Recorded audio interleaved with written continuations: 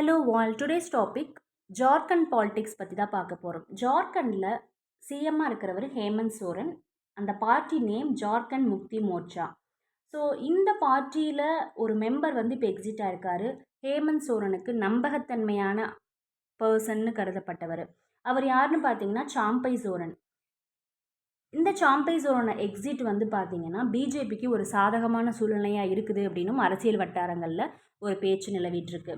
So எதனால் இவர் வந்து வெளியேறியிருக்கலாம் அப்படின்னு பார்த்தீங்கன்னா ஒரு ஹியூமிலியேட்டிவ் ஆக்ஷன்னால தான். அதாவது ஜார்க்கண்ட் முக்தி மோர்ச்சானுடைய லீடரான ஹேமந்த் சோரன் வந்து என்ஃபோர்ஸ்மெண்ட் டைரக்டரேட்னால January 31 வந்து அரெஸ்ட் பண்ணப்படுறாரு கரப்ஷன் சார்ஜஸில். ஸோ அந்த டைமில் இவர் இமீடியட்டாக ரிசைன் பண்ணிவிட்டு இவருடைய சிஎம் போஸ்ட்டை வந்து சாம்பை சோரன்ட்ட ஹேண்ட் ஓவர் பண்ணுறாரு. அன்டில் ஜூன் இவருமே வந்து கண்டினியூ பண்ணுறாரு. பட் ஜூனில் ஹேமந்த் சோரனுக்கு பெயில் கிடச்சிருது, வெளியே வராரு. வெளியே வந்த உடனேயுமே அவரை ரிமூவ் பண்ணிட்டு இவர் மறுபடியுமே அந்த சீட்டுக்கு போனதுனால இது ஒரு அப்ரப்டான சடனான ஒரு ரிமூவல் வந்து அவரால் அதை ஏற்றுக்கொள்ள முடியவில்லை. இர்ரெஸ்பெக்டாக ட்ரீட் பண்ண மாதிரி இன்னும் கொஞ்சம் ரெஸ்பெக்டாக ட்ரீட் பண்ணியிருக்கலாமோன்னு அவர் நினச்சிருக்கலாம். ஸோ அந்த ஒரு சம்பவத்தின் அடிப்படையில் தான் இப்போ அவர் வெளியே போகிறதாகவும் பேசிகிட்டு இருக்காங்க. Next topic Modi's Ukraine visit தான் வந்து பேசுகிறாங்க. ரஷ்யாவை வந்து July 9 வந்து விசிட் பண்ணார்.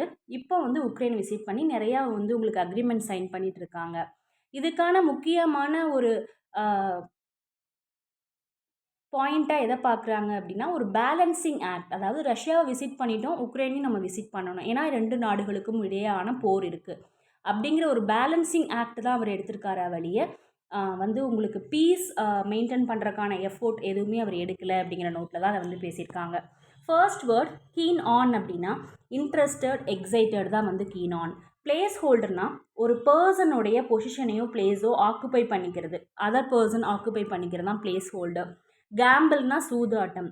டெட்டரியேட்டர்னா ரொம்ப வேர்ஸ் ஆகிறது, பிகம் வேர்ஸ் தான் வந்து டெட்டரியேட்டட். வெட்டீரன் அப்படிங்கிறது ஒரு ஜாப்லேயோ ஒரு ஆக்டிவிட்டிலேயோ நிறைய அனுபவம் வாய்ந்த லாங் எக்ஸ்பீரியன்ஸ் இருக்கிறதா வந்து வெட்டீரன். அதே மாதிரி ஒரு ஆர்மியில், நேவியில், ஒரு ஏர்ஃபோர்ஸில் வந்து வாரில் பார்ட்டிசிபேட் பண்ணுறவங்களையும் வெட்டீரன் சொல்லுவோம். மொபிலைசேஷன் அப்படிங்கிறது ஒரு மூமெண்ட், சரிங்களா, ஒரு மூமெண்ட் ஏற்படுத்துறது இல்லை கேப்பபிள் ஆஃப் மூமெண்ட், ரெண்டையுமே மொபிலைசேஷன் சொல்லுவோம். செகண்ட் மீனிங் என்னென்னு பார்த்தீங்கன்னா ஒரு கவர்மெண்ட் அதனுடைய ட்ரூப்ஸை வந்து ப்ரிப்பேர் பண்ணி ஆர்கனைஸ் பண்ணுவாங்க இல்லையா, ஒரு ஆக்டிவான ஸ்டேஜில் வச்சுருப்பாங்க, சர்வீஸ் ஸ்டேஜில் வச்சுருக்கிறதையும் மொபிலைசேஷன் சொல்லுவோம். சேடில்னா சீட், ஓகேங்களா, ஒரு ஹார்ஸ் ரைடில் இருக்கக்கூடிய சீட்டை சேடில் சொல்லுவோம். சைக்கிள், மோட்டர் பைக்ஸ்லையும் நம்ம அந்த சீட்டை வந்து சேடில்னு சொல்லுவோம். இந்த இடத்துல இந்த சிஎம் போஸ்ட்டுக்கான சீட்டை வந்து சேடில்னு மென்ஷன் பண்ணியிருக்காங்க. வீல்டட் அப்படிங்கிறது பவரை வந்து யூஸ் பண்ணிக்கிறது, பவரை பெற்றெடுத்தல், ஹேவ் அண்ட் யூஸ் பவர் தான் வந்து வீல்டட், சரிங்களா. அதே மாதிரி வெப்பனையுமே வந்து பெற்றெடுத்தல், யூஸ் பண்ணுறது, ரெண்டுமே வீல்டட் தான். டிப்பிங் அப்படின்னா சாய்த்து கொட்டுதல், ஒரு பொருளை வந்து கொட்டுறதா வந்து டிப்பிங். ஒன்னஸ் அப்படிங்கிறது டியூட்டி, நம்மளோட ரெஸ்பான்சிபிலிட்டி தான் வந்து ஒன்னஸ். ஃப்ளோட் அப்படின்னா என்னென்னு பார்த்தீங்கன்னா மிதந்து செல்தல், ஏர்லேயோ வாட்டர்லேயோ மிதந்து செல்றதா வந்து ஃப்ளோட். கன்சாலிடேட்டட் அப்படின்னா ஒரு பொருட்களை இணைத்து ஒன் ஆர் மோர் திங்ஸை ஜாயின் பண்ணுறது, டுகெதர் பண்ணுறது தான் வந்து கன்சாலிடேட்டட். இன்னொரு விஷயம் என்னென்னு பார்த்தீங்கன்னா ஸ்ட்ராங் ஆக்குறது, மேக் ஸ்ட்ராங்கரும் கன்சாலிடேட்டட். இன்வேடட் அப்படிங்கிறது ஒரு கண்ட்ரியில் என்டர் ஆகி அவங்களுடைய ஒரு ஆர்மியை கண்ட்ரோல் எடுத்து கம்ப்ளீட்டாகவே அவங்கள வந்து கண்ட்ரோல் எடுத்துக்கிறதா வந்து இன்வேடட், சரிங்களா. ஆட்சி ஒரு ஆர்மி ட்ரூப்ஸ் அங்கே இருக்குது அப்படின்னா அதர் ஆர்மி ட்ரூப்ஸுமே கண்ட்ரோல் எடுத்து அந்த கண்ட்ரியை வந்து தன்வசமாக்கிக்கிறது தான் இன்வேடட். கூச்ட் அப்படின்னா என்னென்னு பார்த்தீங்கன்னா ஒரு பர்டிகுலர் வேல ஒரு விஷயத்தை எக்ஸ்ப்ரெஸ் பண்ணுறது தான் கூச்ட். அவுட்லுக்ட் அப்படின்னா ஒரு என்ன போக்கு, ஒரு நோக்கம் தான் வந்து அவுட்லுக்.